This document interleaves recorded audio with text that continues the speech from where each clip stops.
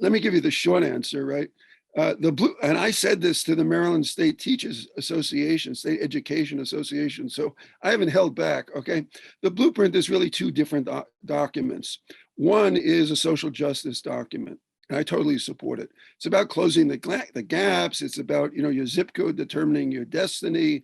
It's about, free pre-K.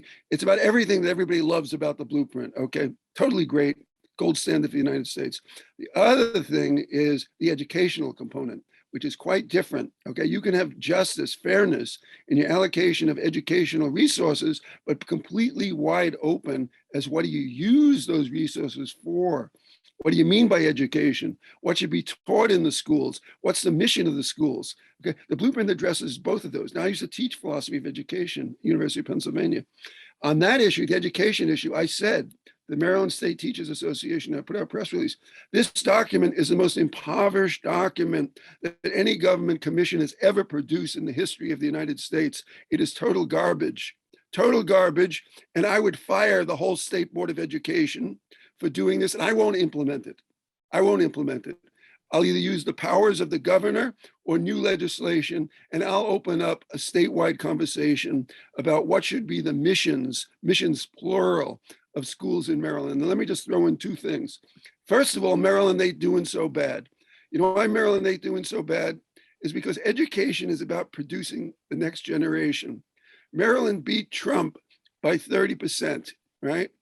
That tells us something good is happening in Maryland. And the more education you had, the more likely you were, right, to vote for Biden over Trump. That's basic. It tells you something's right in Maryland. The second thing is this notion that the whole blueprint was based on, which is that we don't have a world-class schooling system, right? As soon as you start talking about world-class with respect to schooling, whether you think we've got one or don't, as soon as you conceptualize in that way, you've gone down the rabbit hole. And it shows that you don't know or haven't thought deeply about what education and schools are, because that's the competitive metaphor. You can talk about world-class soccer teams. You could talk about world-class commandos and Air Force, right? Because you know what it is to be better or worse, right? When you start talking about world-class schools and you're comparing ourselves to Shanghai and Singapore, on what basis are you comparing them? What's the metric? All right. As soon as you have to answer what's the metric, it's, well, what did you base that judgment on? Well, you know what it is? It's the only thing you can do, which is standardized testing. The kids in Singapore take the same test as kids in Maryland, and they do better or worse. So it's testing in math and testing in reading comprehension. And that's the fundamental basis for it, right? Well, guess what? The missions of schools go way beyond how you do on standardized testing. And so in order to put some intellectual floor behind this commitment to this comparative metric, you know what the blueprint does? It comes up with a focus on what they call college and career readiness, which is just to single out getting a good job, which is only one of like 10 big missions for schools. And it focuses just on that one. And then on that one, it's idiotic. It has no analysis of the future job market. It has the word automation doesn't appear at it at all. It has no linkage between how you do on math problems and whether or not you're ready for career success. Like, name me one person in Maryland, right, who lost their job because they couldn't do algebra 2 in an age in which you can just say, Siri, what's the cube root of 318? I mean, it's wacko, right? It's not based on anything except that, it's based on the needs of bureaucrats to show that they are, quote unquote, modern managers. And for that, they need to be, quote unquote, accountable. So they need something that's measurable so that they can show that they're making progress, and they'll define progress in terms of whatever it is that's measurable. And they do what Amartya Sen, who got the Nobel Prize and is both a philosopher and an economist, said, is that one of the stupidest things you can ever do is prefer to be precisely wrong over being vaguely correct. And that's what the blueprint is. It's dealing with a quantitative standard that is precisely wrong over being broadly correct. And being broadly correct means opening your mind to what is the mission of schools? Well, the mission of schools depends on the problems of society, and it depends on the values that we've got for our young people. And I say we think in terms of life, liberty, and the pursuit of happiness as the framework for Maryland, right? Just taking the pursuit of happiness. People have, going back to my simplicity thing, people have to learn, among other things, that money isn't the good life. In terms of protecting liberty, they've got to learn the virtues that allow them to say, no, Mr. President, I won't find 13,823 votes for you, because that's not how this country works. Where do they learn those virtues? They're spending more time from pre-daycare, right, or from daycare to college with their teachers in schools than all of human history we used to spend with our families. The school and the invasion of the state is the basic way in which we create character, or fail to, in this society. Okay, well, it's a complex question, but first of all, yeah, I'm all for accountability, but I think it's too high a standard. Neighborhoods should not have to prove that some policeman did X, Y, and Z to say we're uncomfortable with this person being here. So I would actually give, like you have, like in a jury trial, there are a certain number of jurors potentially that you can exclude, without even giving cause. And I would give every neighborhood, right, every neighborhood to simply say, with respect to any policeman, that, you know what, we'd rather have you be in some other neighborhood, okay? You don't have to bring any charges. You don't have to produce anything. You just say, we've had a little bit of experience with you, and you're just not our preferred cop on the beat, okay? So that will change police behavior overnight. You know why? If 10 neighborhoods reject the same cop, the police department has a big problem, because they're paying for someone that's not making a contribution to policing. So I would add that to accountability. The other thing is, I think we have to have a way of getting really dangerous people off the streets and out of society. I grew up in the Bronx, and I grew up in a better neighborhood than a lot of other people in the Bronx. And yet I was still scared as a kid. Even as an adult, I was scared to walk in certain neighborhoods just between me and the subway, right? So there are scary, and there's a childhood culture there that, when I was 3 and 4 years old, I knew about, the ropes on the street and who to watch out for and who not to. And parents didn't know a thing about that. So it happens at the earliest days, right? So we've got to deal with that. And I have a variety of ways of dealing with that. But one is, we have to have a way of taking people to the streets. The problem isn't identifying those people. The problem is, what do we do with them? And we don't have any humane institutions that you can, with good conscience, you can remove someone and put them there and believe that he's in a place or she's in a place where they can still develop into a decent human being. Instead, what we do is we put them with hardened criminals, and we make them worse. So what we need to do is to rethink it. Maybe we need another term, not even to call it prison. Maybe it should be more like, a certain kind of schooling, but a process in which, in good conscience, we take young people, and it is young people, who are threats to other young people. And we say to them, look, we can even give you a choice. You can do it voluntarily. Would you like to go to, this beautiful boarding school? And you'll get special education, and you'll come out of that with a great job, but you just won't be able to scare other kids in Baltimore for the next 10 years. Look, I think we have to redefine the role of policemen, first of all, okay? So, only about their experiments with systems that they have that are working on the West Coast. One's called Cahoots, and they found that like only 15% of the emergency calls required sending out a guy with a gun. That you needed a social worker really for the others. So you got to redefine, what's the role of a policeman? Okay, so that's one thing. But second thing is sort of, who are the police? And ultimately, either they change or we change them. We can't have a culture. We can't have a culture in which Black parents have to have the talk, right? That's crazy. Absolutely crazy that you've got to talk to your son about how to avoid getting killed if you're stopped for driving while Black. So that's bottom line, okay? And we've got to put it to him that this is a new definition of policing, and love it or leave it.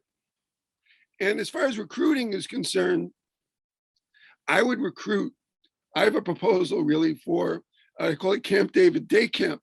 And it's a free sleepaway camp that we'd have in in Frederick County, where the real Camp David is located. And we would have free 2 month sleepaway for every kid from a violent neighborhood in Maryland, right? But also in that camp, we'd have training for kids who are a little bit older to become counselors and ultimately, young teachers who would support this. It's out of that group that I'd recruit the next generation of police and keep them segregated from the existing culture. Because what we found is that no matter what you do, if you take someone, even had a different kind of training, and you put them into the existing police culture, they get transformed by the existing police culture into the same kind of cops that we've got. So you've got to stabilize that transition and let them go from being protectors of young people to then having 4 or 5 years on the beat. So they're not cowed by, as it were, the professional cop who says to them on day one, hey, all that stuff you learned in the academy, forget it, because this is Baltimore, and that's how the culture reasserts itself. So you've got to start with the right people and then keep them segregated until they've got enough security and know how to be on the beat, a different kind of policeman, and then can say, hey, not me. Got it. That's not my Baltimore. All right, so right off the bat, I'm in favor of legal right to a job, right? We don't have that in any state.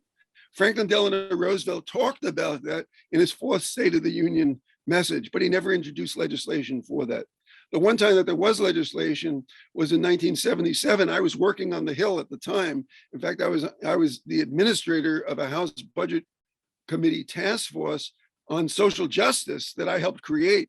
And we held hearings on it. It was called the Humphrey Hawkins bill. But the right to a job, the legal right to a job, was taken out in order for it to pass, right? I want it to be, and you can do that much more on the state level, and some of the most progressive things in labor legislation occurred first on the state level. So I would do that in Maryland, have people have a legal right to a job, first of all, okay? And my proposal actually is more complex, but it would be for a 4-day-a-week job, because I want to move actually to a shorter work week, which is what Bread and Roses is about, which is taking back your time for that part of life, which is really your passions and not what you do just for money, and making it financially viable for people with low income and low wages to live nonetheless on a shorter work week. But that's a complex agenda, okay? So first of all, we're going to guarantee people jobs. Second of all, we're going to have a real supply of jobs, because we're going to give major incentives for expanding the nonprofit sector. So it's not just employment, but it's also what people do. It'll be meaningful jobs that address unmet needs in society, right? A lot of things I would do if I had control at a national level, right? But just on the state level, we can turn this around. Now, as far as transportation is concerned, that's one of the places in which we're going to make it possible for people to work less. You know why? Because we spend right now 20% of our money on transportation. If we spend 20% of our money on transportation, except for very wealthy people, right, it actually means that we spend 20% of our work time earning the money for that. And that's 1 day a week, 5 days a week, each one is 20%, right? Well, we can knock the transportation part of the household budget down from 20% to 5%. And we can do that by making it possible for everyone to switch to what I call a near-free EV. That is an electric vehicle that costs about $3,000, right? Because almost all of that 20% is the car and its gasoline and its upkeep and insurance, okay, and for the car. We have a whole set of policies, transportation policies, and this cheap electric vehicle, you know what? General Motors is making them now in China. General Motors owns 40% of a company that's making the Wuling Mini, which sells for $4,500 in China. And in America, you've got to pay $50,000 or $60,000 for a Tesla, right? So being a socialist, I'll do day one, I'll be on the phone to the CEO of General Motors, and I'll say, you know what we're thinking? Either we'll be the intermediary and we'll purchase from Honda 100,000 of these things, or directly from China. In fact, we'll purchase them from you in China and sell them in here. Or if you make us do this, we'll actually start the Maryland Auto Company, and we'll just not only have jobs, but we'll produce inexpensive electric vehicles, not just for Maryland, but for California too. And we'll drive you guys right out of the market. So you better, within the next few months, show us your plan for, an EV that'll be under $10,000 in Maryland.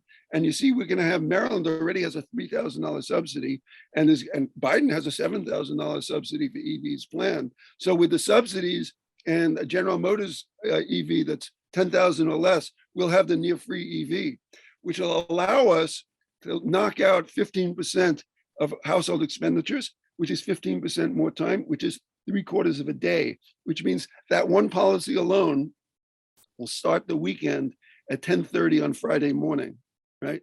We've got doable policies that can have this impact within a few years, but we've got them locked into something vastly bigger than anybody else in America is thinking, which is really the new American dream, which I was talking about before, is moving into the third phase of the American experiment, which is quality and having possession of your own time rather than everybody gets into the middle class. You listen to all these other people running, oh, it's jobs, jobs, jobs. It's getting into the middle class, equal opportunity. No, that's the old agenda. We're ready to move into something that I would call utopia.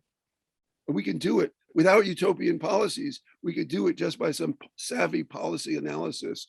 And that's what I've been for 40 years, a policy analyst, and 25 years at University of Maryland School of Public Policy. Okay, so my whole approach to this is only for safety reasons, right?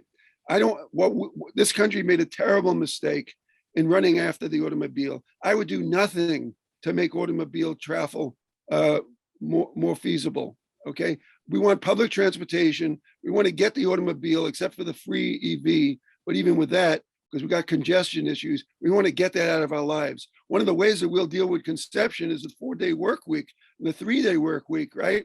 So right away with the 4-day work week, we're down to 80% of the cars on the road. We'll be down to 60% of them if we get to the 3-day work week, right? So what we do is we invest in public transportation, and we invest basically in making it possible to get to the shorter work week rather than to accommodate the automobile. Every time you try to accommodate the automobile, you know what happens? You get more car traffic. It's just a vicious cycle. We should have stopped it 30 years ago, okay? But it's over. That's part of phase 2. That's part of the era of mass consumption and mass idiocy. What we're looking for is quality of life, okay? And that's what the third era of the American experiment should be. So no to widening the wideway, no to the third span of the Bay Bridge. But yes, if a bridge is about to fall or is in danger of falling, yeah, then we'll invest. I'll mention something that I haven't mentioned, right?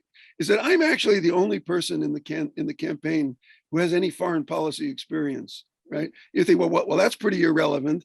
Well, it's not. And in fact, I actually believe in a much broader conception of what a governor is, in part because we have a dysfunctional national system and governors have got to step up. But there's actually a lot of foreign policy that's involved in even the president being governor. So Hogan, for instance, has an executive order that prevents the state from doing any business with Ben & Jerry's ice cream, because Ben & Jerry's won't boycott West Bank, when Ben & Jerry's rather will boycott West Bank Israeli settlements that are gobbling up land that should go to the Palestinians. Well, so Hogan has an executive order that prohibits Ben & Jerry's from doing business. And Westmore and Gensler and Peter Franchot fell all over themselves in an interview with the Maryland Bar Association, pledging to continue that Hogan edict. That's just one era. On Ukraine, Hogan just delivered, tactical protective vests collected from the state police to the Ukrainian military. So we get involved in foreign policy, okay? One of the things I think we should be involved in because of a dysfunctional federal government is immigration. There is no set of immigration policies that are going to deal with the millions of people that understandably want to come into the United States from Central America. And the only way to deal with that is actually to transform Central America. And we should be giving Central America $40 billion, just as we gave Ukraine $40 billion. And there are only half as many people in Central America as there are in Ukraine, by the way. And Maryland should put in right now, should put in $1 billion as the richest state in the country. We should put our $1 billion in right now rather than waiting for the federal government ever to get around to this, because it won't. But it'll come from our taxes one way or the other. We should put it in right now. And part of what we should use that for is not just investment and trade and technology transfer, but one place where we really have an advantage, right? Which is federal government, right? Civil service. Maryland is filled, both in terms of people at the School of Public Policy, where I was, and the incredible advantage of having all of these high quality civil servants who work in government, right? Like Montgomery County, Prince George's County, we're filled with them. People like myself. I was at GS-15 for years, right?